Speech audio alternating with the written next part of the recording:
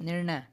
शोभा कितने अरमानों के साथ बेटे के साथ शहर रहने गई थी, पर उस समय उसे नहीं पता था कि उसका यह निर्णय उसके जीवन का सबसे बड़ा अभिशाप बन जाएगा। बेटे की चिकनी चुपड़ी बातों में आकर उसने गांव की जमीन जायदाद और घर तक बेच डाला। अब तो वह वापस गांव जाने के लिए भी नहीं रही।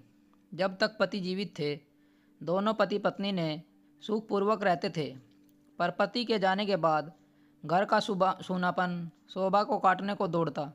शायद तभी उसकी मति मारी गई थी कि उसने बेटे के सामने शहर चलने की बात छेड़ी। सोचा था शहर में बेटा बहू के साथ बाकी का जीवन सुकून से गुजरेगा, पर कहाँ जानती थी कि उसकी हालत धोबी के कुत्ते जैसी हो जाएगी, जो ना घर का रहता है ना ही घाट का। शायद उसके पति को पहले ही एहसास हो गया था कि उसका अंत निकट है, तभी तो जाते जाते भी उन्होंने शोभा को समझाया था, बेटे के मोह माया में पड़कर अपनी जड़ों को छोड़ने की भूल मत करना। शहर चाहे कितना भी लुभावना लगे, पर जो शांति इस मिट्टी में है वो कहीं और नहीं मिलती। जो सुख अपने घर में रहने का है वह किसी के साथ रहकर नहीं मिलता। इससे पहले कि एक दो बार बेटे ने माता पिता को शहर ले जाने की बात की थी, तब से बेटे के साथ रहना चाहती थी, पर हर बार उसके पति मना कर देते थे। वे हमेशा कहते थे, बेटा हम यही ठीक हैं, ना तो शहर के लिए बने हैं और ना शहर हमारे लिए। जो सुख इस गांव की मिट्टी में है वह तुम्हारे शहर में कभी नहीं मिल सकता। आज शोभा को पति की कही हर बात याद आती है। उस समय उसे यह बातें कड़वी लगती थी। उसे लगता था पिता होकर भी अपने बेटे पर भरोसा नहीं है, पर आज वही बातें उसके कानों में घुसती हैं।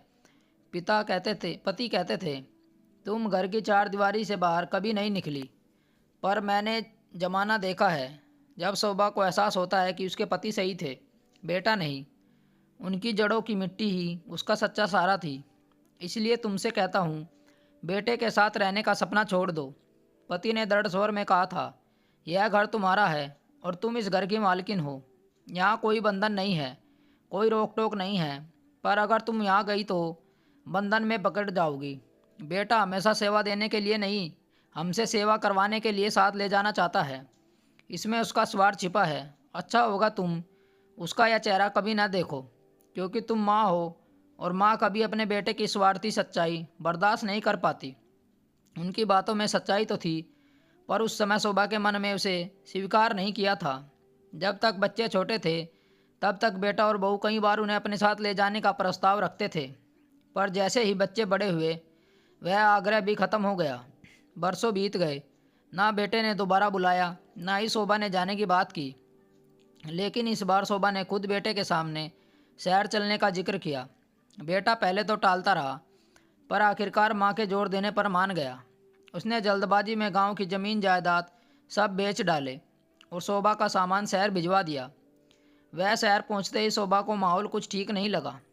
जैसे ही उसका सामान घर में आया, बहू का चेहरा उतर गया।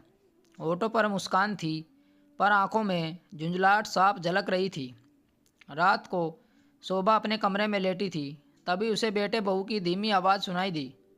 बहू नाराज़गी से कह रही थी, इस मुसीबत को अपने साथ लाने की क्या ज़रूरत थी? आराम से गांव में रहती, क्या हमें क्या कमी थी? बेटा बोला, अब क्या करता, माँ को अकेले कैसे छोड़ देता? और इस बार तो खुद माँ ने आने की जिद की थी। तुम ही बताओ किस मुंह से मना करता, और फिर तुम इतनी नाराज़ क्यों हो रही हो? माँ खाली हाथ थोड़े आई है, देखो क्या लाई है तुम्हारे लिए।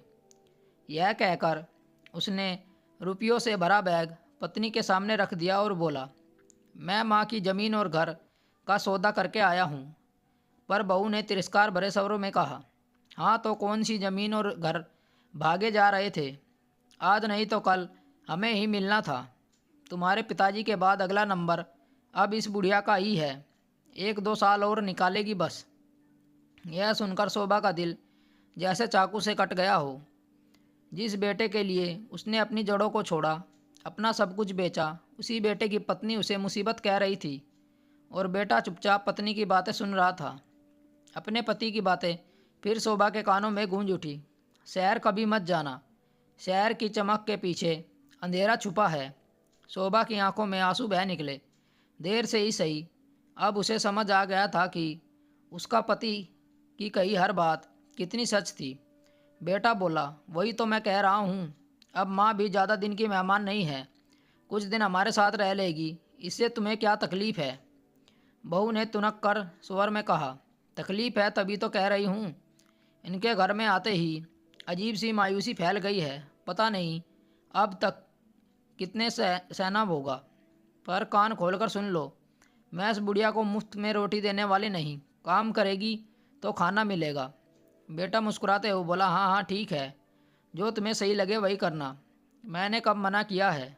बहू बोली, ठीक है, कल ही मैं नौकरानी की छुट्टी कर देती हूँ।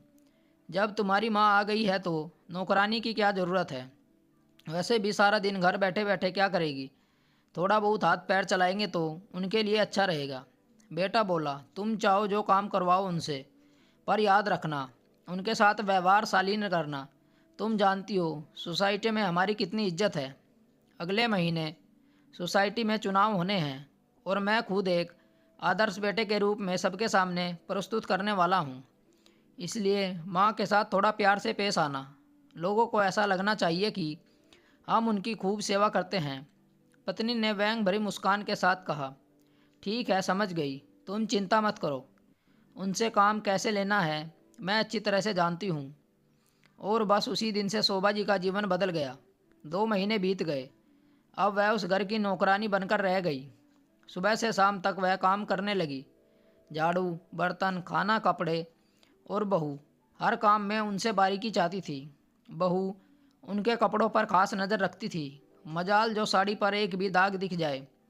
वह सुबह शाम उनके साथ अपने साथ टहलाने भी ले जाती, ताकि अगर सोसाइटी का कोई देख ले तो उसे यही लगे कि बहू अपनी सास को खूब देखभाल करवाती है। अगर कोई मेहमान आ जाता और शोभा को काम करते हुए देख लेता तो बहू बहुत चालाकी से मुस्कुराकर सच्चाई छुपा देती और कहती, क्या करे, हमारी माँ जी गाँव में रही है, वह बहुत परिश्रमी है, खाली बैठकर इनका मन नहीं लगता।